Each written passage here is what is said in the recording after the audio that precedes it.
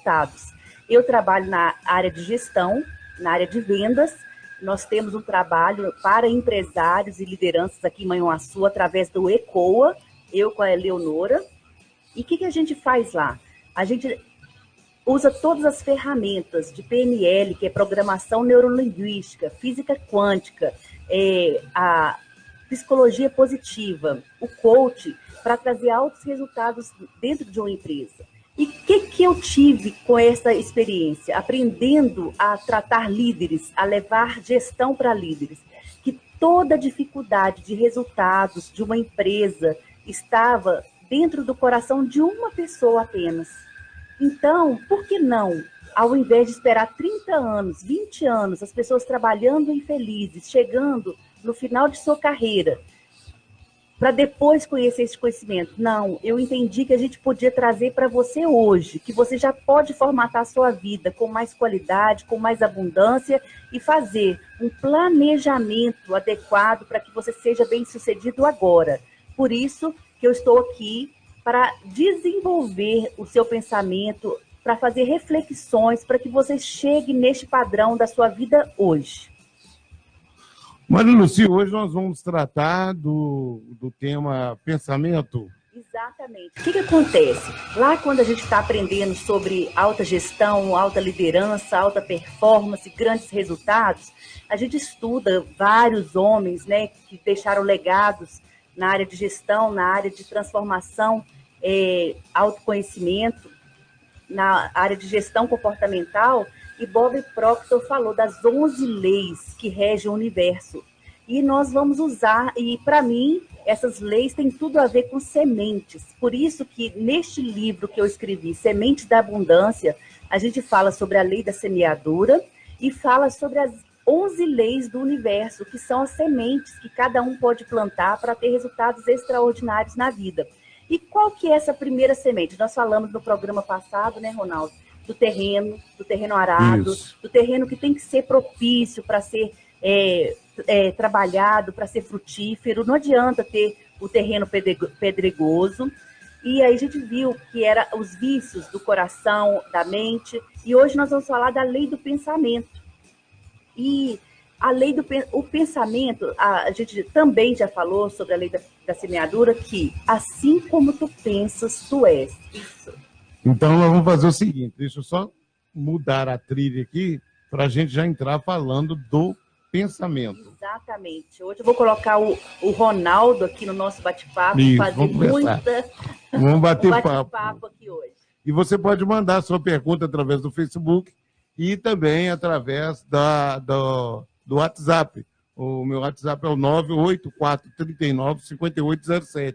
E o Facebook é o Facebook da Rádio Pescadores. Inclusive, deixa eu mandar um alô aqui para o Marcelo Fernandes Andrade, que está ligadinho aqui, aí, o Marcelão, está ligadinho aqui no programa Gospel Night, no quadro Sementes da Abundância. Ele está pela live da Rádio Pescadores. Vamos lá, então, vamos para falar sobre o pensamento. Gospel Night. Para falar do pensamento, eu vou usar uma metáfora, eu vou colocar o Ronaldo nessa conversa aqui, só para a gente deixar bem lúdico para as pessoas, uma coisa bem tranquila, Ronaldo, para todo mundo entender a questão do pensamento. Ótimo. Olha só, naquela parte lá que o povo foi liberto do Egito, né, eles ficaram 400 anos como escravos, Deus levantou um libertador, Moisés, e eles foram feita a promessa para eles que eles iriam entrar numa terra que mana leite e mel. Ou seja, todo o povo, né, estava cativo, estava escravo no Egito por gerações, 400 anos.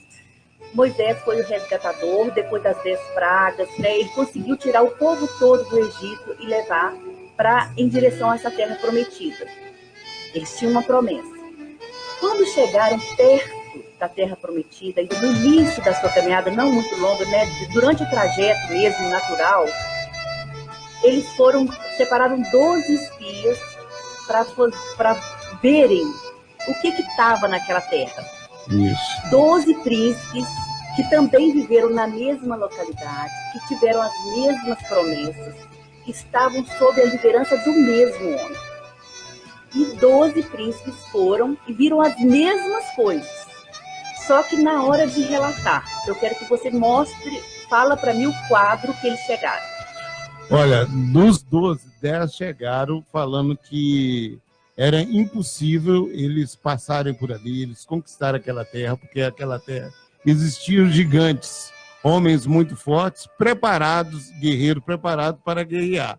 Porém, é o seguinte, quando eles vieram, eles trouxeram dessa terra cachos de uva e gastavam 2 homens para carregar o cacho de uva, porque a terra lá produzia, né, era terra fértil, que manava realmente leite e mel, uma terra muito produtiva, muito boa. Então eles chegaram e falaram, realmente a terra é boa, realmente tem água na terra, a terra tem frutos, olha a uva, olha aqui o cacho de uva, gastamos 2 para carregar, olha as outras coisas. Então, são boas mesmo, mas não dá para nós, porque lá tem homens violentos. E aí eles já começaram, daí eles não pararam aí. Eles começaram a falar tanto dos homens, que os homens eram gigantes, eram fortes, preparados para a guerra, que eles conseguiram, os 10 conseguiram aterrorizar todo mundo ali, ao ponto daquela população toda ali, o povo hebreu, na época eles eram hebreus ainda, o povo hebreu todo ia até Moisés, ficar bravo com Moisés e falar com Moisés, pô, você trouxe nós, tirou lá do Egito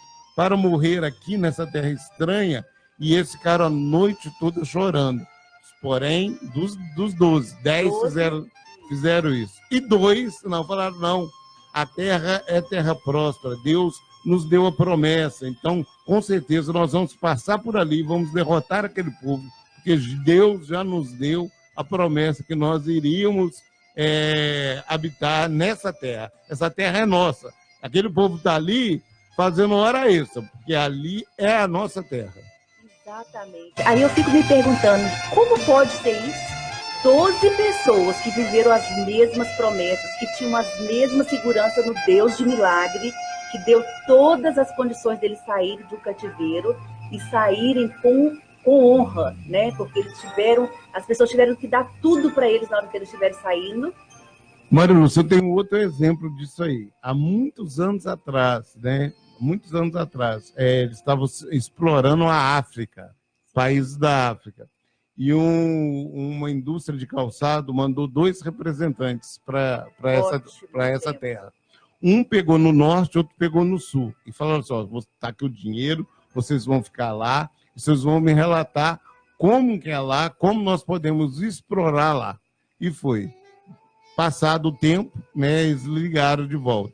O primeiro ligou falando assim, deposita dinheiro na minha conta para mim ir embora, porque aqui é impossível vender calçado, pois ninguém usa. O pessoal aqui, todo mundo anda descalço, ninguém tem o hábito de usar calçado.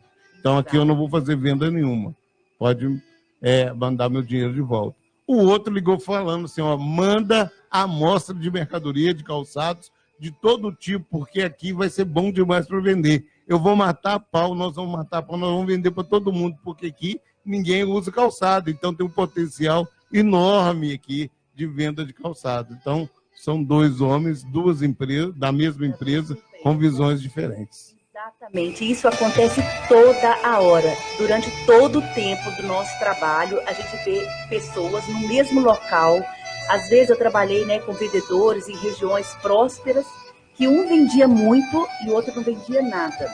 E eu já trabalhei com pessoas em locais muito simples, que um vendia nada e o outro vendia muito na mesma região.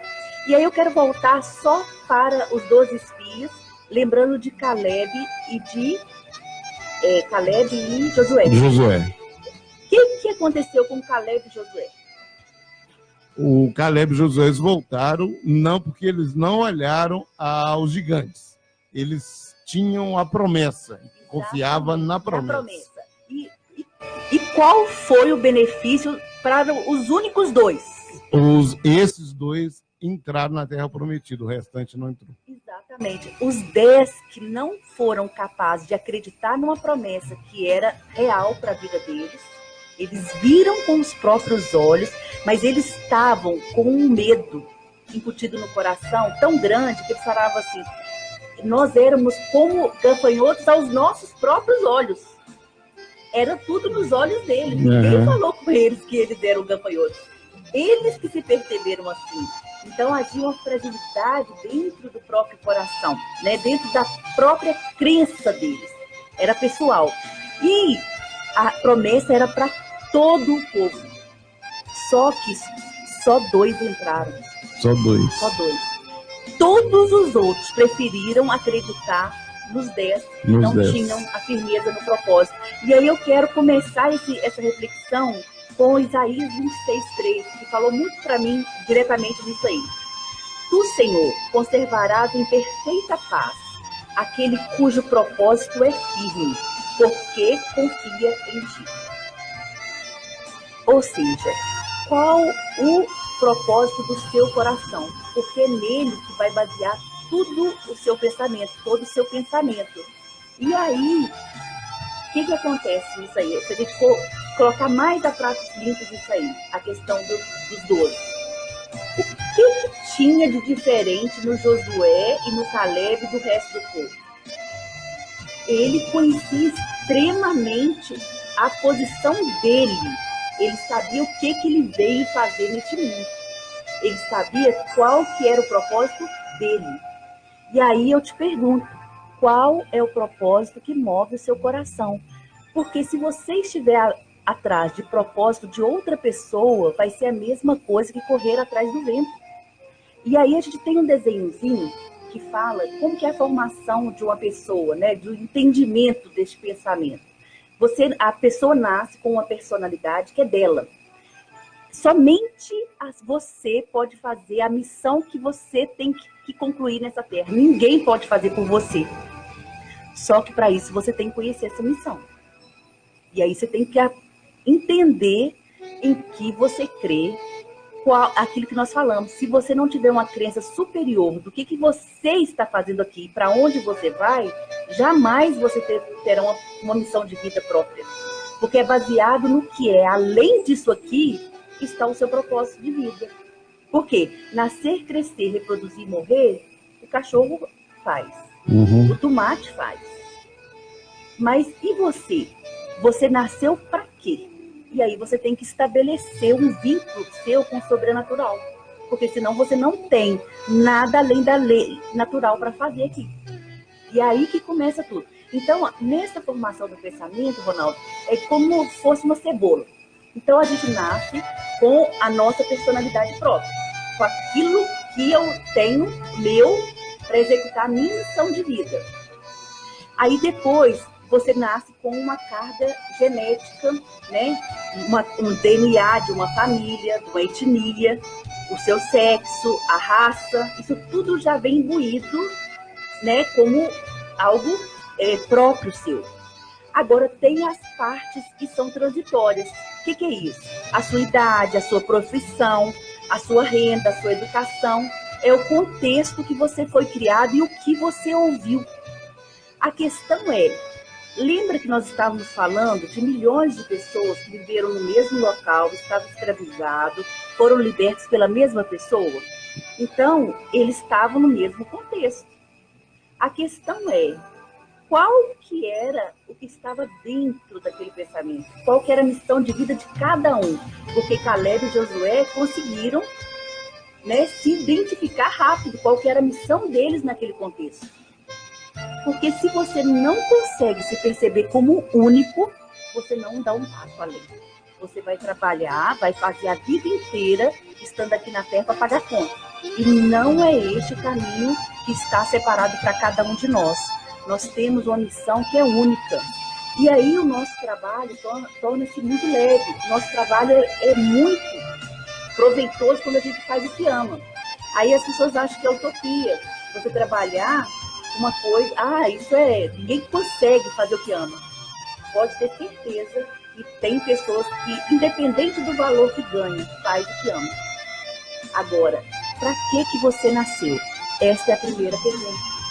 Porque enquanto você não definir quais são os valores que regem a sua vida, porque independente do bairro que você nasceu, independente da família que você nasceu, você tem algo que é só seu. E é aí que você tem que aprofundar para trazer isso à existência. E eu quero Gospel Night. Agora sim, Matheus, agora pode ir. Eu quero lembrar aqui de um querido professor que falava muito conosco o seguinte: se tudo der errado, se nenhuma fórmula que você fizer, que você não lembrar na hora de conversar com alguém, na hora de tratar algum assunto dentro da sua empresa, faça com amor, porque o amor resolve tudo. Eu quero ler um texto de Colossenses que fala isso profundamente.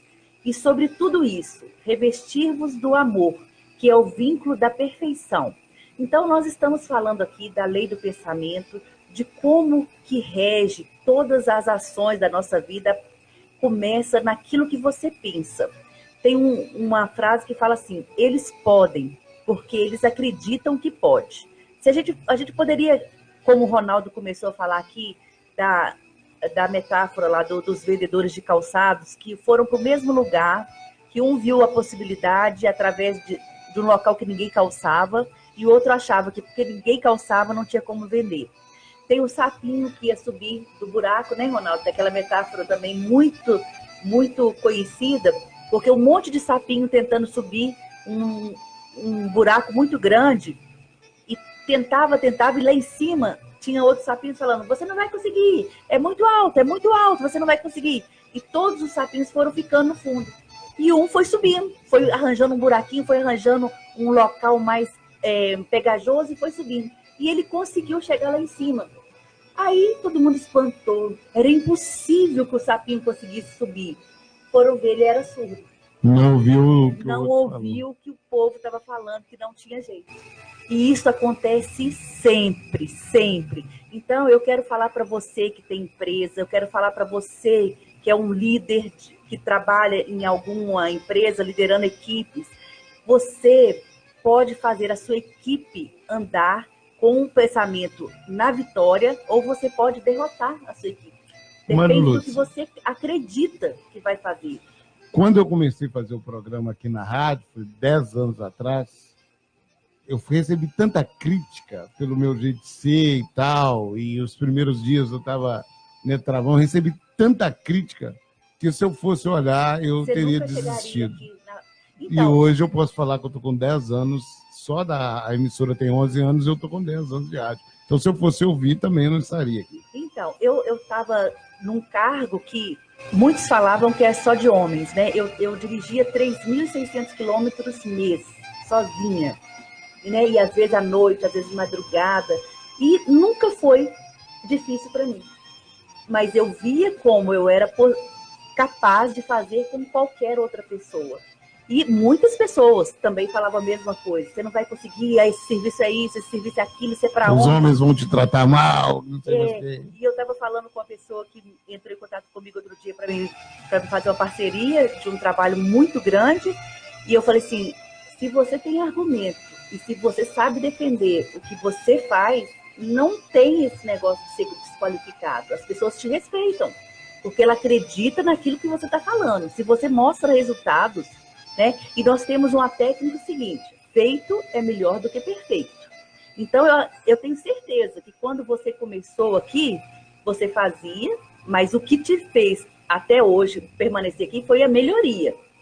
Mas a primeira vez não foi perfeito. Não, assim como eu, nesses 3 programas, a gente viu até algumas coisas de melhoria. A questão é, se eu nunca começar, eu nunca vou melhorar. Nunca vai melhorar, tem que dar o primeiro passo. Isso, e aí que está o X da questão. A gente tem várias técnicas, né, para lembrar a pessoa disso. Quem tem medo do ridículo se afasta do extraordinário. Então, eu fui na casa do Santos Dumont, lá em Cabangu, lá em Santos Dumont, a propriedade chama Cabangu. Ele era um dos filhos. Ele tinha 6 irmãos ou 7. Os pais dele, super engenheiro, a mãe educadora, pessoas super cultas. A fazenda é linda, está lá preservadíssima até hoje, como ponto cultural. A questão é, quem eram os irmãos do Santos Dumont? Porque eu que fui lá não vi. Nem sabia que tinha irmão. Um monte. Então, ele começou a ler os mesmos livros que os irmãos liam, As Aventuras de Júlio Verne.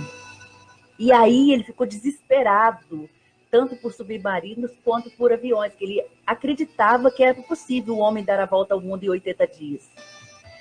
E ele foi para cima do pai engenheiro, tinha uma coleção de livros que fariam ele ter acesso àquela tecnologia, e ele foi criando e dando errado, foi criando e dando errado, mas ele acreditou desde o primeiro dia que se alguém é capaz de imaginar, é capaz de ser feito. E assim a gente fica falando, mas não existe isso. Existia o homem ir ao espaço antes? Não. Não existia, gente. Existia eletricidade antes de Thomas Edison inventar, depois de 1000 tentativas, e a gente não acredita em fracasso, porque são tudo resultados. Às vezes o resultado é negativo, mas se eu mudar a minha forma de agir, eu vou ter outro resultado.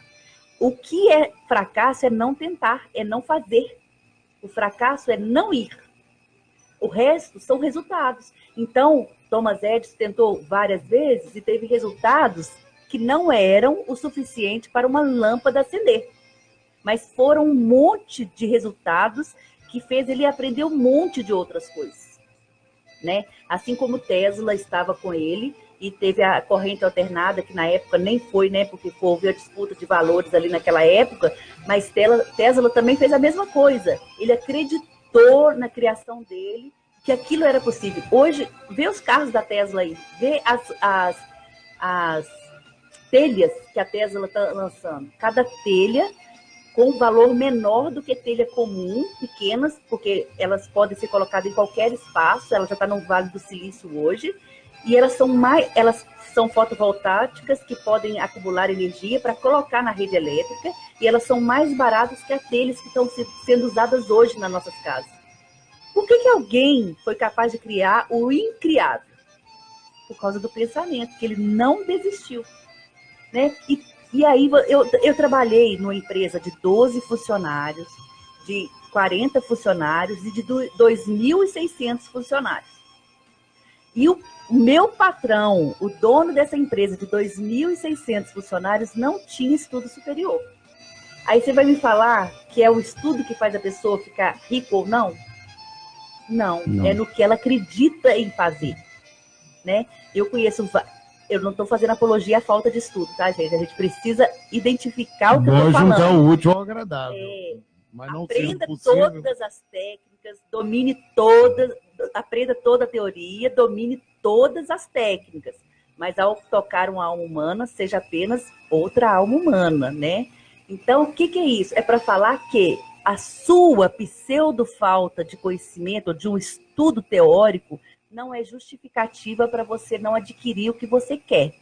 Antigamente, a comunicação, a sabedoria estava toda na mão de poucos. Por quê? A informação que conquista o mundo. Então, reis conquistavam o mundo porque eles tinham todo um sistema de comunicação a favor dele. Depois as escolas começaram a crescer, começaram a chegar a todas as pessoas.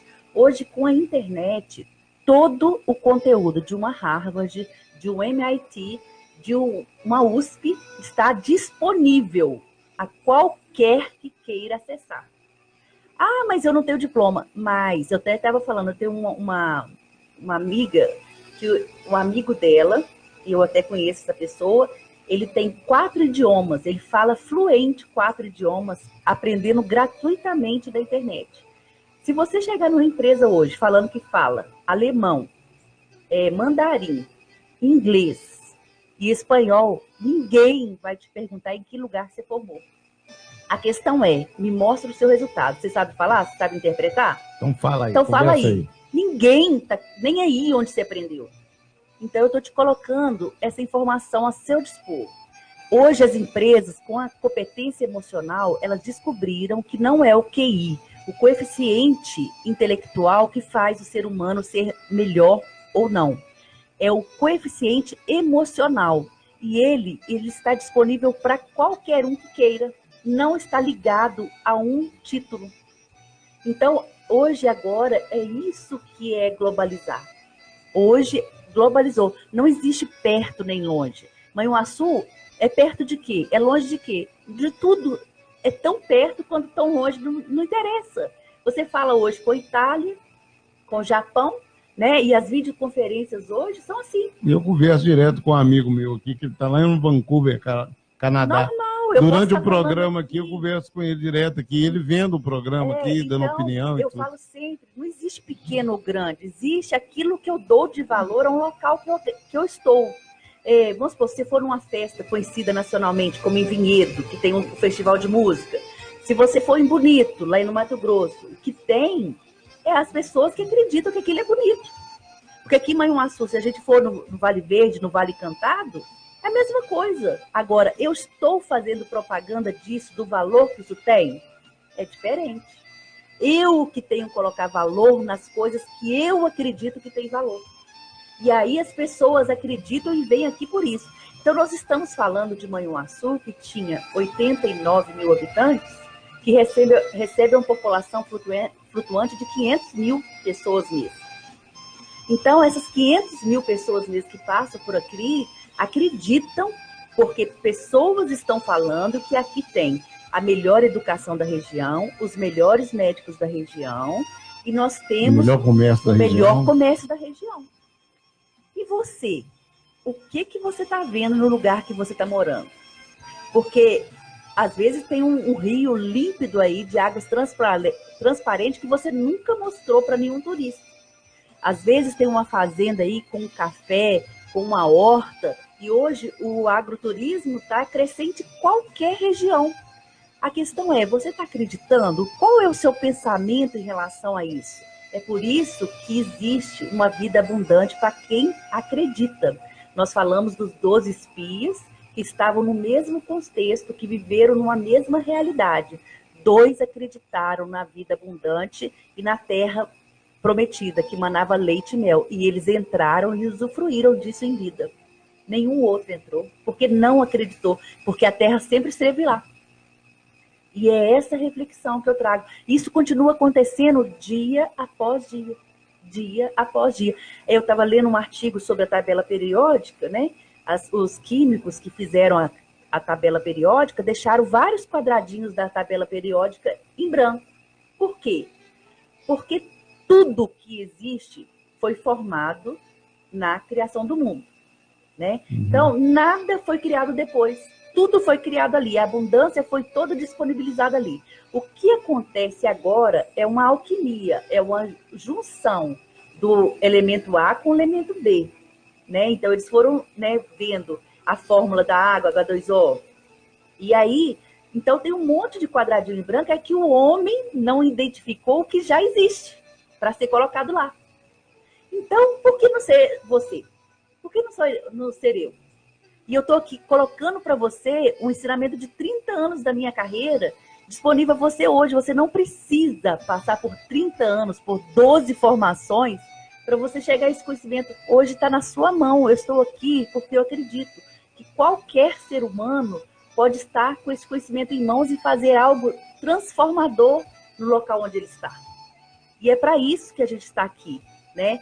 Acreditando que você tem um potencial gigantesco e a sua insatisfação e a sua depressão, a ansiedade, o estresse está justamente porque você não sabe conhecer, não sabe identificar as coisas primárias. A gente falou aqui no início do programa, e eu volto a falar para vocês baixarem o livro Semente da Abundância, que ele tem o passo a passo, mas que o homem você nasceu para ser amado, para ser ouvido na essência e para não ser julgado. Eu vou daqui a pouquinho falar as 6 leis da autorresponsabilidade, que é exatamente isso. Mas eu queria falar muito abertamente sobre como você pensa, porque é de acordo com o que você pensa que você julga tudo que está ao seu redor.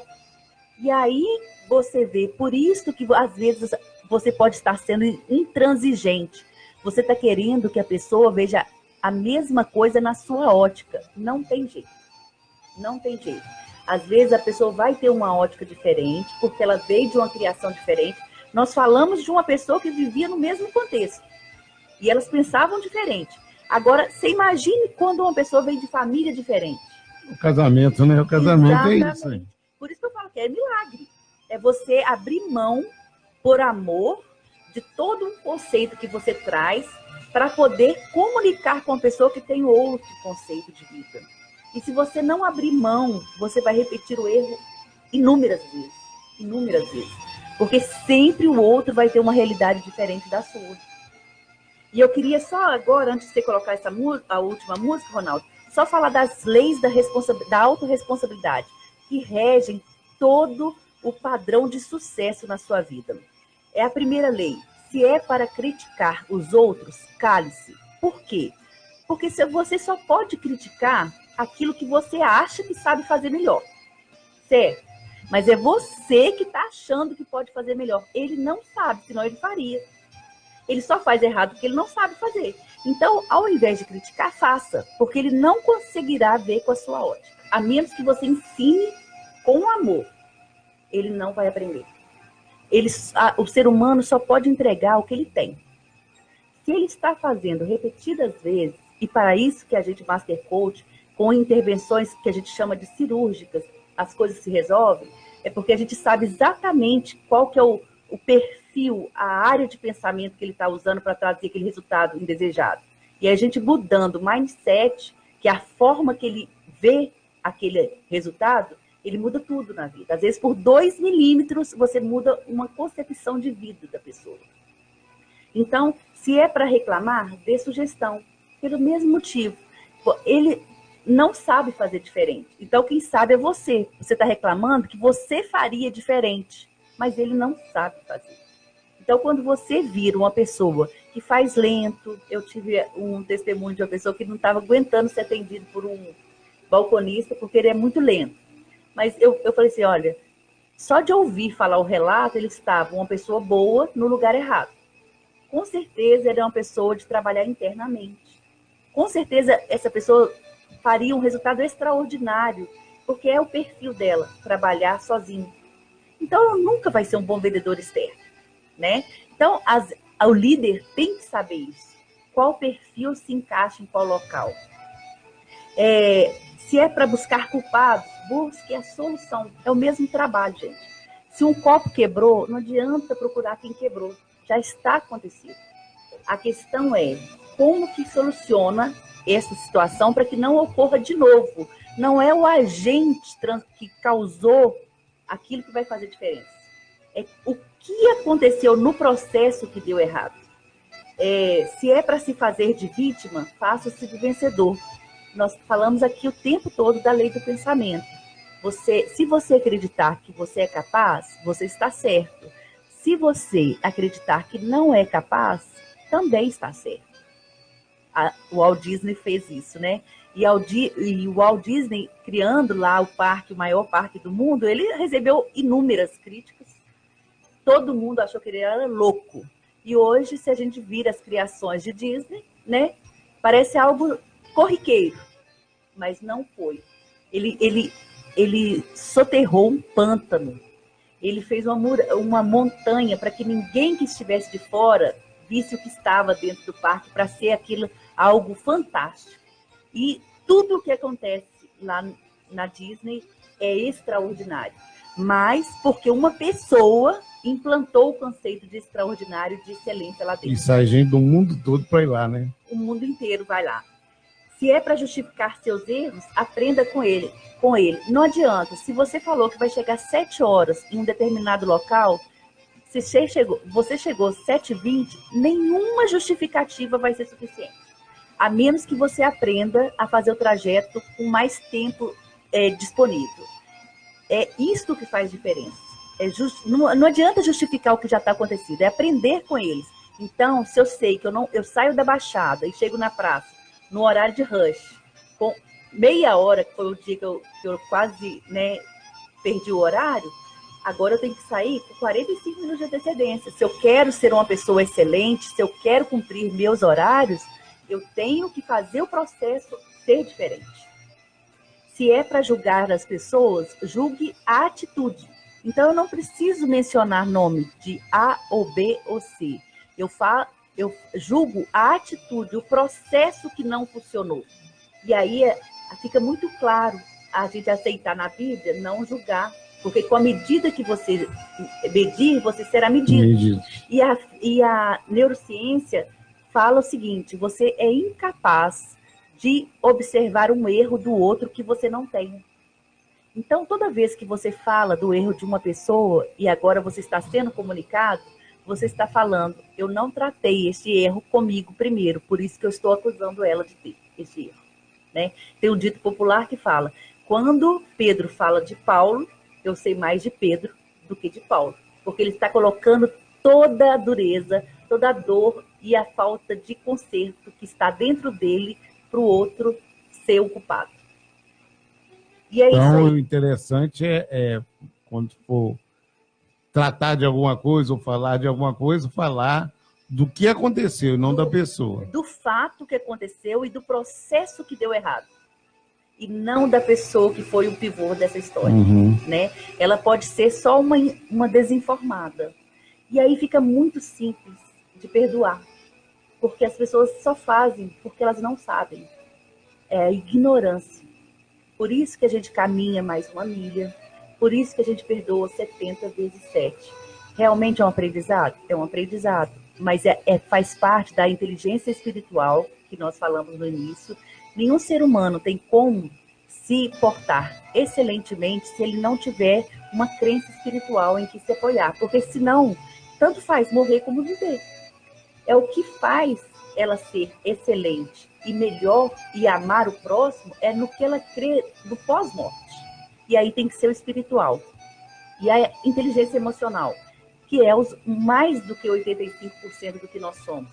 15% é a parte teórica, mas isso é um armazenamento de dados. É como se fosse um hardware do nosso cérebro. Né? A questão é, o que eu faço com o que eu sei? É isso. Aí quando... É desafiador aprender isso, Ronaldo, porque muda todo um conceito de vida, do que a gente não está acostumado a aprender. Mas aí eu lembro do meu professor, que às vezes a nossa mente pirava na hora que estava aprendendo isso. Parecia desafio absurdo aceitar né, se a gente for ver os erros de umas pessoas, às vezes quando faz mal uma criança. Aí ele falou assim: olha, quando tudo der errado, ame. Porque aí, quando eu vi esse texto de Colossenses, eu vi que ele estava muito alicerçado. Porque o amor é o vínculo da perfeição. Então, se você chegar a um ponto que você não entendeu o que o outro fez com você, o resultado que foi insatisfatório na sua vida, pare tudo e use o amor.